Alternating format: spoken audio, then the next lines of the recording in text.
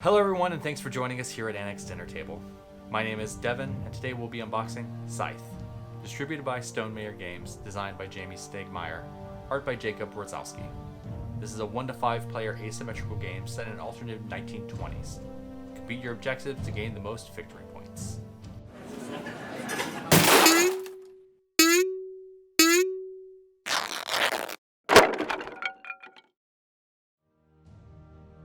So we were really excited to pick this one up. We've had our eye on it for a while, and it's been a buzz, and a lot of our gaming friends have been talking about it. We finally picked this up in Garrison during our Virginia tour. If you haven't checked that out yet, we'll put a link up there. The art's really great. Primarily what drew my eye on this one is less about the quality of the art and more about the content of the art. It's got a stark contrast between the agrarian harvesting happening at the bottom of the box versus the mechatronic, machines happening on the top of the box. So yeah, it's really excited to finally get our hands on this. Let's open this guy up and see what's inside. Like butter. Okay, so we have our traditional, documentation on top. There are multiple books. Okay, I see. So we have what appears to be a rule book. A thick rule book at that. It seems like there are some appendixes. So, but only a few pages. The pages are numbered on the side there, now that I see.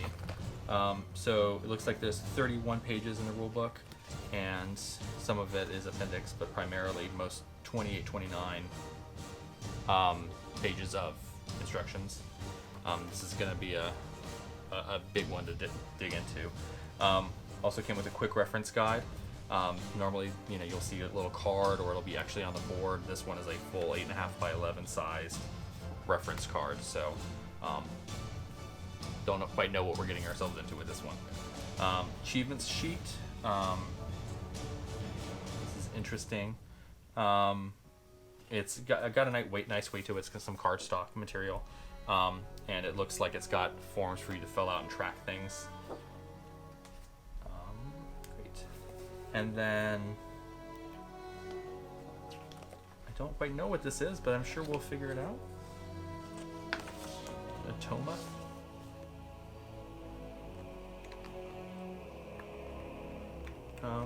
Yeah, we'll dig into that and let you know what we find out in our how to play. So we'll follow that up with punch tokens.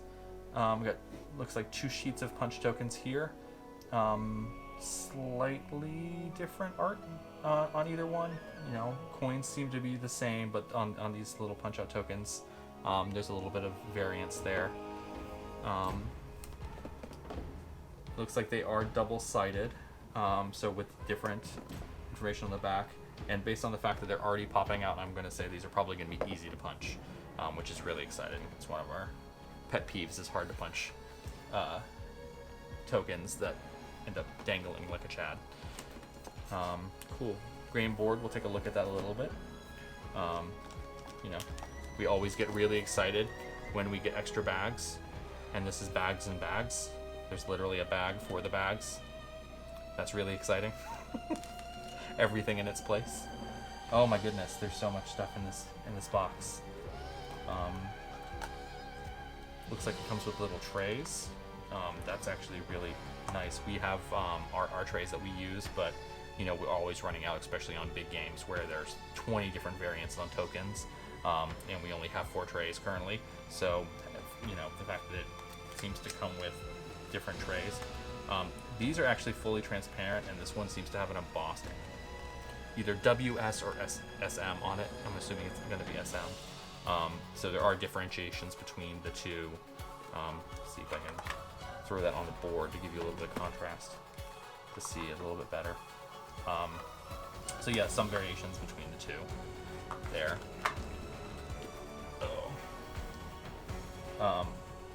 Looks like a lot of different decks. We're gonna need some space on this one. different sizes. It looks like 3 different sizes: small, medium, and large. We'll dig into those a little bit later. More punching. So these look like they're player related. There's 2 that I can see. Wow, there's just so much in this game. I just forgot. Having flashbacks to some of the other games in this, the Rise of Mulak in particular.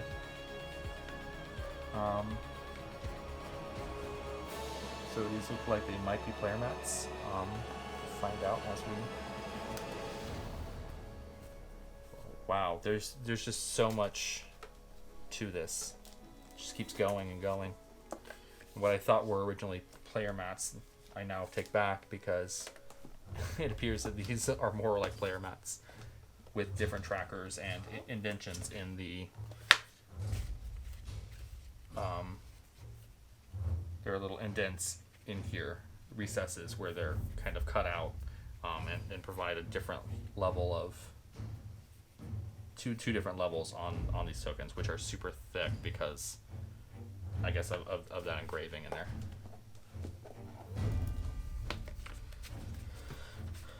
We'll take a look at those. Awesome, so that seems to be that side. These appear to be little, maybe possibly little stands. Oh no, you know what? I bet these are the turning wheels for the spinners that clamp them together because they've got both sides of the spinners. Oh my goodness, it just keeps coming and coming. Different colored miniatures. So it looks like there's some kind of like different color hero representations with the gray plastic with the colored bases, and the colors seem to match the different mechatronics there. It looks like bags and bags again. You know, different bags of different styles of tokens matching the colors of all of the other pieces. Oh my god, just keep coming. These colors look like they're a little bit different, and are a different shape. Not quite sure what those are, but you know, there's a gigantic rule book that's going to tell me at some point. And more pieces. Got some stars in here. The stars do look like they match the colors of, and some kind of little meeple-esque type people in here that also kind of appear to match the colors. I'm not sure if we're going to dig into all of the pieces in this video. The construction looks really good. They look like they're carved wood, not just like a printed cheap plastic. They're good quality wood pieces. But yeah, let's get some of these cards open, look a little closer at some of this stuff, and yeah. Awesome. So we broke most everything out of the packaging, and there's a lot to this game. One of the things of note is there's a lot of different denominations of coinage.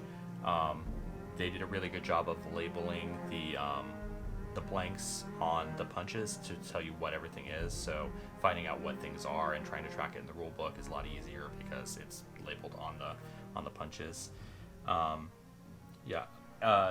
Another thing of note is once we started opening up the mini, is there are lots of inserts to hold things in place so that if the game box gets shook around, you're not, the pieces aren't running away far. They're gonna stay mainly where they're supposed to be.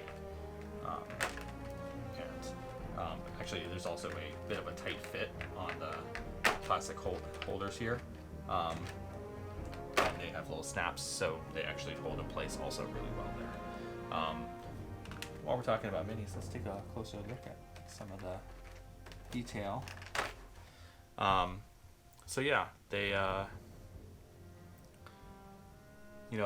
obviously are a single color, but there's a lot of fine detail in the minis. Yeah, like a little down to the rivets on the different machines. Awesome, and snap back in place. Awesome. And then the hero tokens are all individual. They all have a different animal. associated with them. Again, really great plastic work, and the modeling is just really, really intricate and detailed. Super exciting. Great. So we opened up one of the player pieces to kind of take a look at what the quality was like and the different pieces that were there. It is a good quality wood piece, kind of similar to like a typical meeple that you would expect. That kind of build, the matte paint finish with a wooden material. Let's move on to some cards. I have no idea what these decks are yet, but some very rudimentary minimalistic art on this deck. The back of it looks a little steampunk-esque with Roman numeral 1 and 2 and then some clockwork gears. And then the gear theme is carried on to the other side of the deck with some iconography that I don't know yet, but I'm sure we'll find out once we crack the rulebook.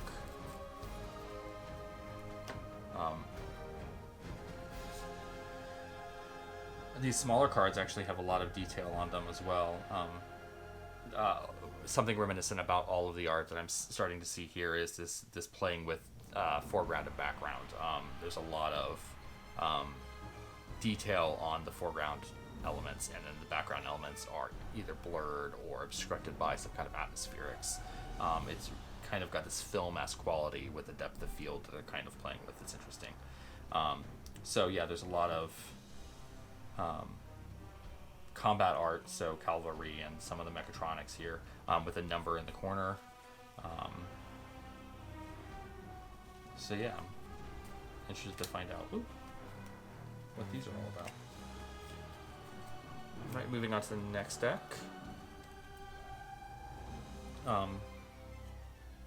These seem to be some kind of, quest or challenge type card.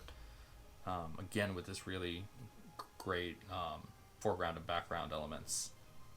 There's a lot of detail in the landscapes here. It's really, really exciting. This fictitious world they created, and they've got such great art representing it. Some more clockwork themes here. Minimalistic kind of reference cards.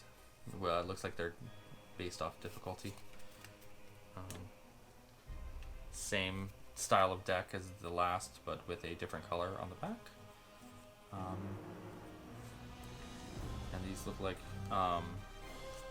maybe different types of encounters or challenges or something.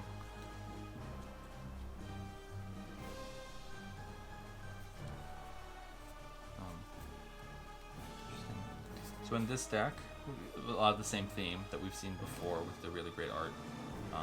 It looks like almost every card I've seen so far, with some exceptions. There's some duplicates in some of the decks, but almost there's a lot of art here. There's a lot of variances of landscapes and paintings of these worlds, or of this world.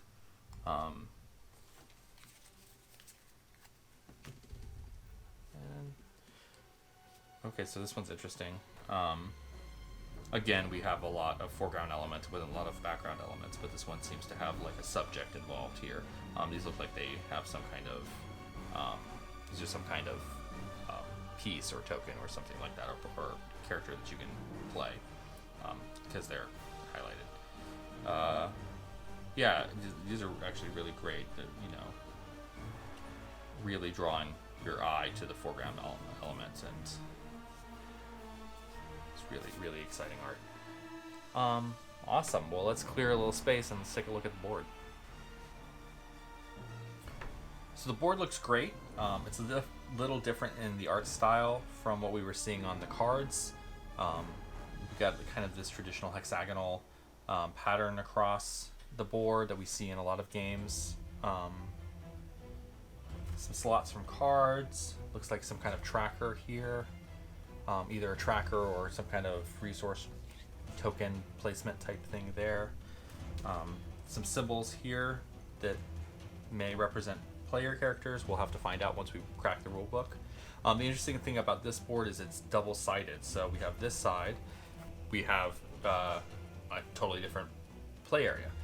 We flip from portrait to landscape, so the orientation of the board changes, and we get a looks like we have some more different cards on the side than we had on the other side, so maybe it has to do with advanced level of play or where you are in the campaign.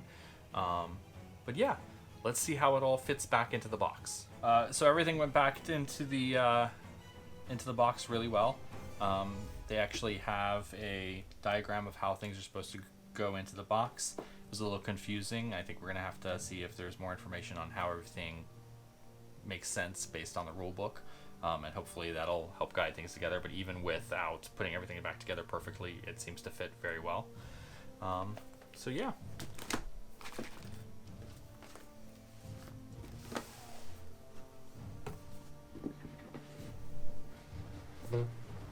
Scythe, designed by Jamey Stegmaier. If you want to see a how to play or a playthrough video, please let us know in the comments. And if you like what we're doing, hit the like button. Don't forget to subscribe, and if you want reminders of our newest videos, hit the bell icon.